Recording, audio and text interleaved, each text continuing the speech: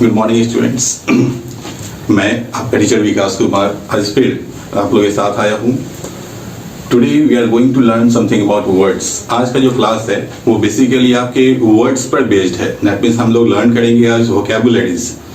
Exam में कौन कौन से वर्ड्स पूछे जाते हैं, ये बहुत ही बड़ा फैक्टर होता है स्टूडेंट्स के लिए कि उन्हें ये नहीं पता होता कि कौन से वर्ड्स को लर्न करना है, कौन से वर्ड्स को लर्न नहीं करना है। तो आज मैं आपको कुछ वर्ड्स जो बोर्ड पर लिखे गए वो आपको समझाऊंगा और उन्हें याद कैसे करना है उसके तरीके को भी बेहतर ढंग से समझाऊंगा आपको। वर्ड्स कलेक्ट कहाँ से करना है, कौन कौन से वर्ड्स को कैसे यूज करते हैं, किस सेंस में यूज करना होता है, और एग्जाम्स में कौन से वर्ड आए ऑप्शंस में और आपको कौन से वर्ड्स को आंसर के तौर पे चूज करना है, ये सारा चीज मैं आज आपको एक्सप्लेन करने जा रहा हूँ। पहला वर्ड्स का ये वीडियो है आज आपका, इसे आप बहुत ही ध्यान से देखेंगे क्योंकि आगे जब वर्ड्स का वीडियो मैं डालूंगा तो उससे बहुत सारे वर्ड्स होंगे, ठीक है, और वो सारे के सारे आपके एग्जाम से ही रिलेटेड होने। ऐसा कोई भी वर्ड नहीं होगा जिसे आप इग्नोर करके चल सकें। दूसरी चीज कि जब आप वीडियो देखें तो पूरा देखें। कभी भी ऐसा नहीं होना चाहिए कि आप 2, 4, 5 मिनट का वीडियो देख रहे हैं और उसके बाद से स्किप कर रहे हैं। ऐसा करने पे आपको नुकसान होना है क्योंकि आपको फिर वो समझ में नहीं आ पाएगा जो मैं आपको समझाना चाह रहा हूँ। तो फर्स्ट ऑफ ऑल ये आज पहला डे है वर्ड्स का, तो आप कम से कम इस वीडियो को आज पूरा देखें। पूरा देखने के बाद आपको ये चीज समझ में आएगा कि एक्चुअली वर्ड को लर्न कैसे करते हैं। मैं फिर समझा रहा हूँ, वीडियो शुरू होगा उसके बाद आधा वीडियो के बाद आपको कुछ ट्विस्ट इसमें मिलने शुरू होंगे कि एक्चुअली वर्ड को लर्न करना कैसे होता है। ये कोई ट्रिक नहीं है, मैं फिर समझा रहा हूँ, ये कोई ट्रिक नहीं है, ये बस वर्ड को इजी वे में लर्न करने का एक वे आप कह सकते हैं, सबसे आसान तरीका कह सकते हैं, ठीक है। दूसरी चीज कि जब आपको ये वर्ड समझ में आए, ये वीडियो समझ में आए, तो प्लीज आप इसे लाइक करें, शेयर करें और सब्सक्राइब भी करें, ठीक है। तो हम लोग चलते हैं, समय को बर्बाद नहीं करते हैं, शुरुआत करते हैं अपने वर्ड से। वोकैबुलरी सेशन 1, ये आज आपका पहला क्लास है इसलिए वहां नाम दिया गया सेशन 1। गौर से देखिए, सबसे पहला वर्ड है अबेट। अबेट का मतलब होता है किसी चीज के तीव्रता को कम करना, टू लेसन द इंटेंस और डिग्री ऑफ समथिंग। जैसे आप इसमें सिनोनिम्स में लिखा गया है ड्रिंडल, लेसन। टू लेसन मतलब होता है कम करना, ड्रिंडल का मतलब भी होता है कम करना।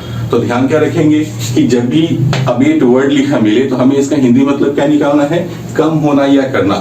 जैसे आप देख रहे होंगे नाउअडेज, अभी के दिनों में सबसे बेहतर एग्जाम्पल है इस वर्ड को समझने का कि पॉल्यूशन, खासतौर पर एयर पॉल्यूशन, ये काफी कम हो चुका है।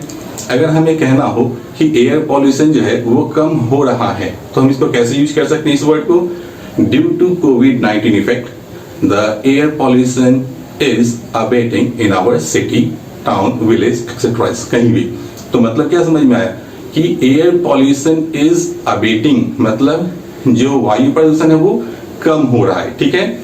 तो अबेट का मतलब क्या लेंगे, लेसन और ड्रिंडल। हाँ, इसमें एक वर्ड ड्रिंडल का भी यूज किया गया।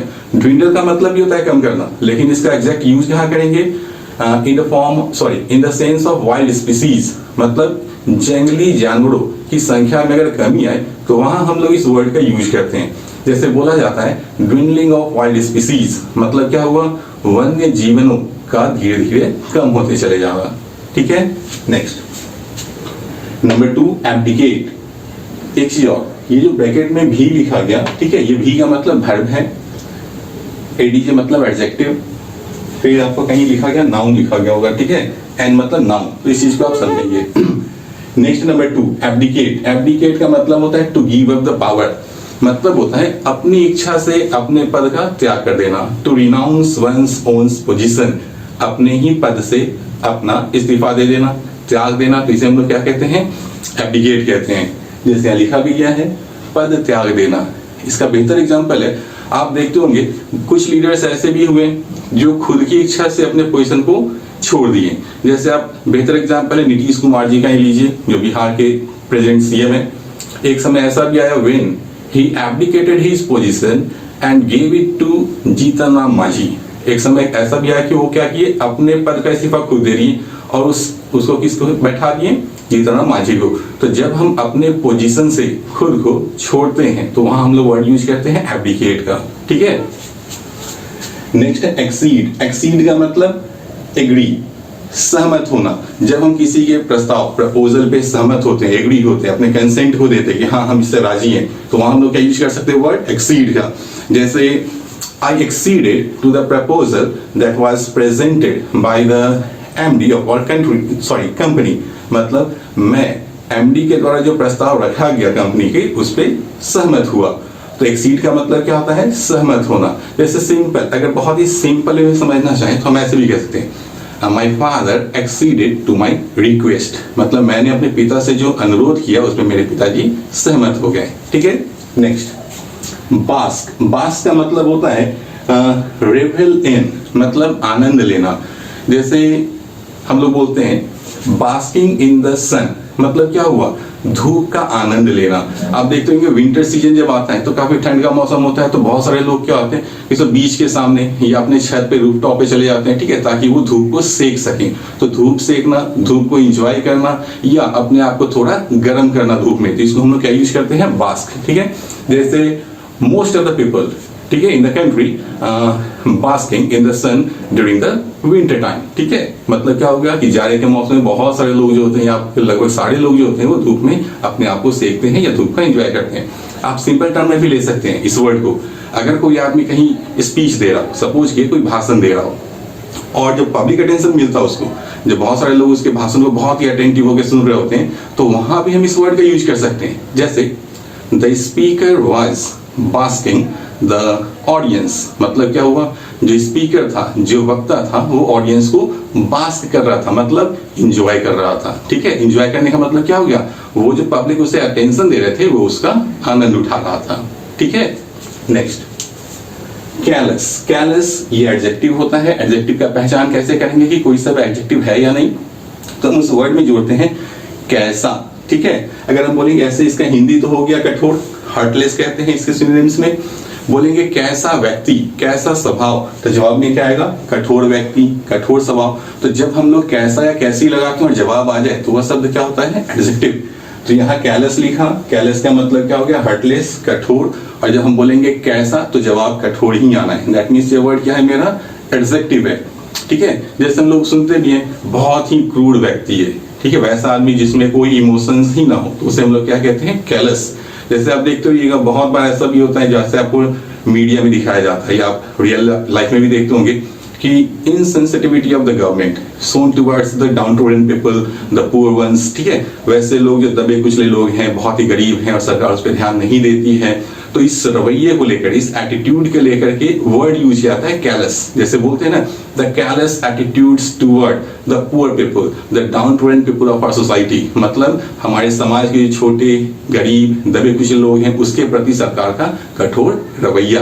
कठोर मतलब निर्दयी। ठीक है, नेक्स्ट डिराइड। डिराइड ये वर्ब है, इसका मतलब होता है रिडिक्यूल। हम लोग अगर सिंपल वर्ड में बोलना चाहें तो हम इसे कह सकते हैं मॉक। हमेशा सुनते भी होंगे आप लोग और यूज भी करते हैं। मॉक का मतलब क्या होता है? मजाक उड़ाना। ठीक है, उसी तरह हम लोग क्या यूज करते हैं? रिडिक्यूल भी कहते हैं और इसी को हम लोग डिराइड भी कहते हैं। जैसे माई फ्रेंड डिराइडेड माई आइडियाज, मतलब क्या? बहुत ही सिंपल सा सेंटेंस है, माई फ्रेंड डिराइडेड माई आइडियाज, मतलब मेरे दोस्त ने मेरे आइडिया का मजाक उड़ाया। ठीक है, नेक्स्ट ऑगस्ट। ऑगस्ट ये एडजेक्टिव है, इसका मतलब होता है रिस्पेक्टेड एंड इंप्रेसिव। अगर हम किसी आदमी के लिए यूज करना चाहें तो भी इस वर्ड का यूज कर सकते हैं।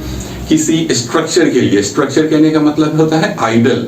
आइडल मतलब मूर्ति या प्रतिमा, ठीक है, या कोई स्ट्रक्चर जैसे मॉन्यूमेंट्स वगैरह हो सकता है, जैसे चार मीनार हुआ, ताजमहल हुआ, इस तरह का कोई भी स्ट्रक्चर जो देखने में काफी बड़ा हो और सुंदर भी हो, तो हम इस वर्ड का यूज करते हैं। जैसे Mister Amitabh Bachchan is an august personality of our society, मतलब मिस्टर अमिताभ बच्चन जो है वो हमारे समाज के गरिमापूर्ण व्यक्तित्व वाले व्यक्ति हैं। ठीक है, अगर हम ऐसे बोलना चाहिए, इसको किसी आइडल स्ट्रक्चर के लिए यूज करना चाहें तो हम लोग कैसे यूज कर सकते हैं? The Taj Mahal is an august creation of Shahjahan, मतलब क्या हुआ? ताजमहल जो है वो शाहजहां के द्वारा बनाया गया बहुत ही भव्य या शानदार एक स्ट्रक्चर है। ठीक है, नेक्स्ट वर्ड है इलूसिडेट। इलूसिडेट का मतलब होता है टू एक्सप्लेन। टू एक्सप्लेन मतलब किसी चीज को स्पष्ट करना, टू मेक क्लियर। ठीक है, हम लोग इसको कहते हैं स्पष्ट करना। दूसरा इसका मतलब होता है वर्णन करना। जैसे आप देखते होंगे बहुत सारे राइटर्स होते हैं, बहुत सारे पोएट्स होते हैं जो अपने फीलिंग्स को, ठीक है, उसको एक्सप्रेस करते हैं पोएम के थ्रू, ठीक है, या अपने नॉवेल में अपने थॉट्स के थ्रू। तो वहां हम लोग इस वर्ड का यूज करते हैं। जैसे विलियम शेक्सपियर्स इलुसिडेटेड मेनी थिंग्स, ठीक है, many things in his poem. Suppose ये सेंटेंस लिखा गया तो इलुसिडेट का मतलब क्या हो गया, उन्होंने अपने पोएम में बहुत सारी चीजों को एक्सप्लेन किया, स्पष्ट किया, ठीक है।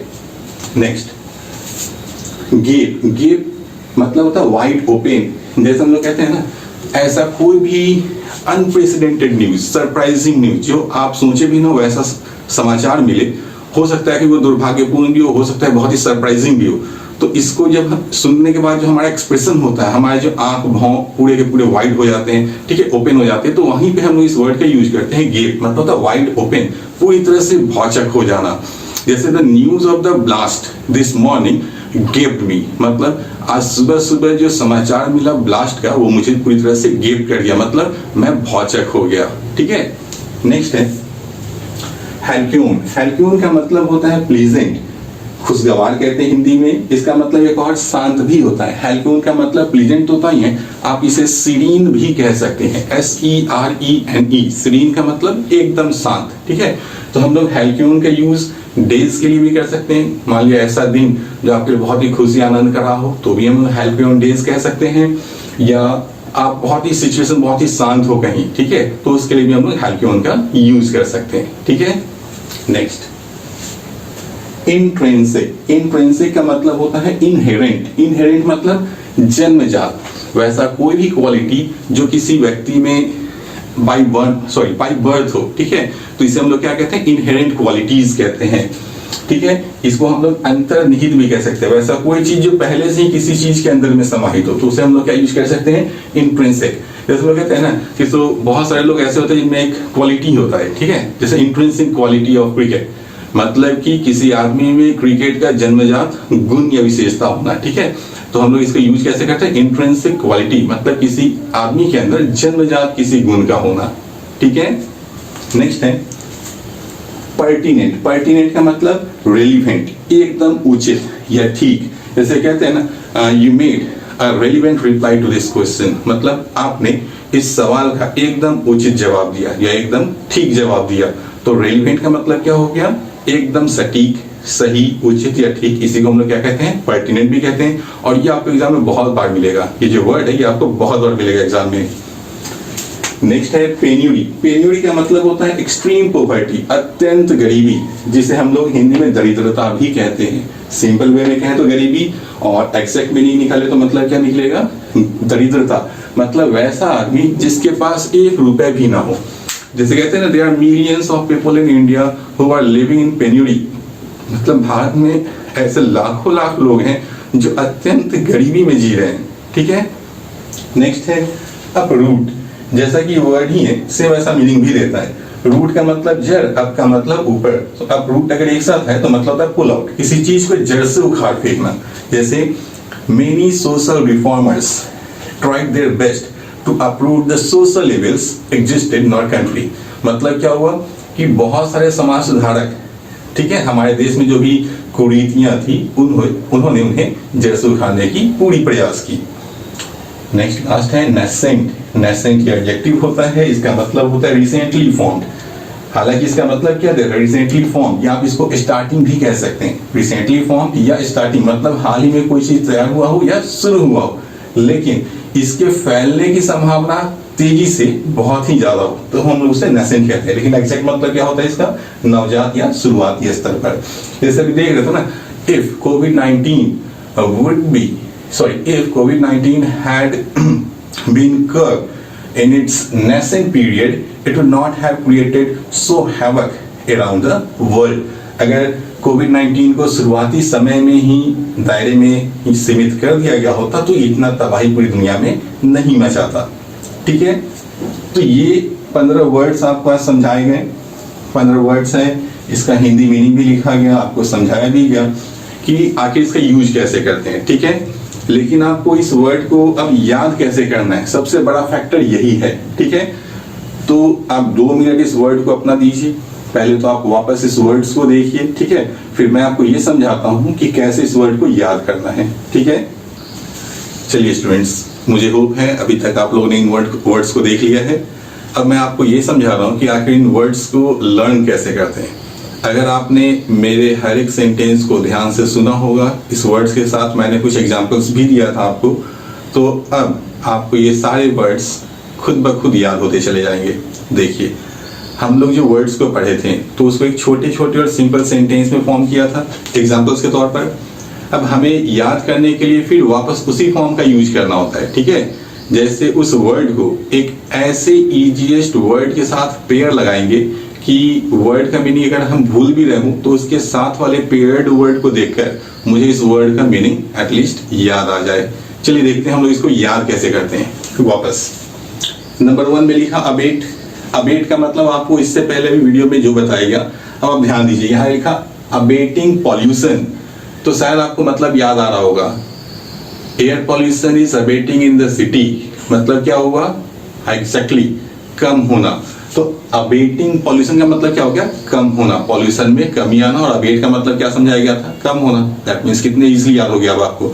अब आपको अबेट वर्ड को 4 बार रटना नहीं है कि अबेट का मतलब टू लेसन और ड्विंडल होता है, इसका हिंदी होता है कम होना, बस वर्ड को पेयर्ड करते रहना है। नंबर 2 देखते हैं, एब्डिकेट। एब्डिकेट का मतलब आपको इससे पहले जो बताया गया वीडियो में उसको हम स्किप कर रहे हैं। इसका मतलब देखिए, एब्डिकेटेड थ्रोन। अब हम इसको सेंटेंस बोलते हैं। अगर आप पिछला क्वेश्चन को ध्यान से सुने होंगे इस वर्ड को तो समझ में आ जाएगा। The king abdicated his throne under pressure, मतलब एग्जैक्टली सही कि राजा ने दबाव में आकर अपने पद से खुद ही त्याग दे दिया। Number 3, accede. Acceded to the request. अब अनुरोध पर क्या हुआ, एक्सीड किया, मतलब सहमत हो गया। Number 4, bask. Basking in the sunshine, मतलब धूप सेकना, धूप को एंजॉय करना। कैलस। कैलस एटीट्यूड, मतलब रूखा व्यवहार, क्रूड व्यवहार। डिराइड। डिराइडिंग द आइडियाज ऑफ अदर्स, दूसरों के आइडियाज को डिराइड करना, मतलब उपहास उड़ाना, मजाक उड़ाना। ऑगस्ट। एन ऑगस्ट क्रिएशन, बहुत ही भव्य या शानदार रचना, ठीक है। इलूसिडेट। इलूसिडेटेड आइडियाज वेल, मतलब विचारों को अच्छे तरह से इलूसिडेटेड किया, मतलब स्पष्ट किया, व्यक्त किया, एक्सप्लेन किया, ठीक है। Next, gaped. Gaped eyes. Gaped eyes मतलब एकदम फटी फटी रह जाने वाली आंखें, मतलब पूरी चौंक जाना, भौचक हो जाना। हैल्क्योन। हैल्क्योन डेज, मतलब आनंद से भरा हुआ दिन, खुशी के दिन। इंट्रिंसिक। इंट्रिंसिक क्वालिटी, मतलब जन्मजात गुण, विशेषता, ठीक है। पर्टिनेंट। पर्टिनेंट रिप्लाई, मतलब उचित या ठीक जवाब। Penury. People living in penury, मतलब लोग पेन्यूरी में जी रहे हैं, मतलब क्या हुआ, गरीबी में जी रहे हैं। Uproot. Uproot the evil. Evil मतलब बुराई, तो बुराई को अपरूट करो, मतलब जड़ से उखाड़ दो। लास्ट है nascent. Covid in its nascent stage, मतलब कोविड-19 अपने शुरुआती स्टेज में। देखिए, आपको वर्ड याद हो ना हो, लेकिन अगर हम इस वर्ड को एक बार पढ़कर छोटे से सेंटेंस में अगर चेंज करते हैं और वापस उसी वर्ड को पेयर कर लेते हैं तो हमें दोबारे तिबारे, मतलब रिपीटेटिव हमें नहीं बनना है। हमें एक बार वर्ड्स को पढ़ना है, वर्ड के साथ एक सिंपल या सिंपलेस्ट फॉर्म सेंटेंस को फॉर्म करना है एक बार, और वापस हमें वर्ड को उसको पेयर कर लेना है उसी वर्ड के साथ, तो मेरा वर्ड खुद ब खुद याद हो जाता है। आपको है उम्मीद है ये चीज आपको बहुत ही बेहतर लगा होगा, पसंद भी आया होगा। पसंद आए तो इसे फॉलो कीजिए, मेरे वीडियो को लाइक कीजिए, शेयर कीजिए और सब्सक्राइब कीजिए। मैं नेक्स्ट वीडियो में जब मिलूंगा तो आपके लिए कुछ इससे भी इंटरेस्टिंग चीज लेकर आऊंगा वर्ड से रिलेटेड। तब तक के लिए स्टूडेंट्स थैंक यू। एक चीज और कि वीडियो के साथ आपको एक लिंक भी शेयर किया गया है टेलीग्राम का और व्हाट्सएप का। प्लीज अगर आप उस लिंक से जुड़ना चाहते हैं तो आप उससे जुड़े, क्योंकि अगर आप उससे जुड़ेंगे तो आपको कुछ मटेरियल्स जो इंग्लिश से रिलेटेड स्टडी मटेरियल्स होते हैं जो आपको एग्जाम में काफी हेल्पफुल हो सकते हैं, आपको वो भी मिलता रहेगा और अपडेटेड मिलेगा। तब तक के लिए थैंक यू।